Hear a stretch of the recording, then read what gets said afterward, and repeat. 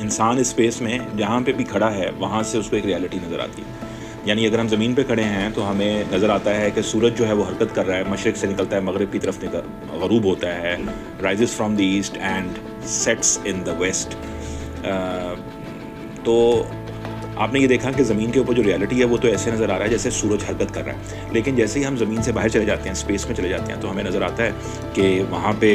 सैयारे जो हैं वो सूरज के इर्द गिर्द हरकत कर रहे हैं। तो ये जो हरकत है इसके बारे में इतना तज़ाद क्यों? यानी अगर हम ज़मीन को ऊपर रहें तो हमें लगता है सूरज मूव कर रहा है, अगर हम ज़मीन से बाहर चले जाते हैं तो हमें लगता है ज़मीन मूव कर रही है, और दो मुख्तलिफ़ मकामात पे रियलिटी जो है वो मुख्तलिफ़ तरीके के साथ हमारे साथ बात करती नज़र आती है। हमें ऐसा महसूस होता है कि जैसे वहाँ की रियलिटी कुछ और है, यहाँ की रियलिटी कुछ और है, और यही सच है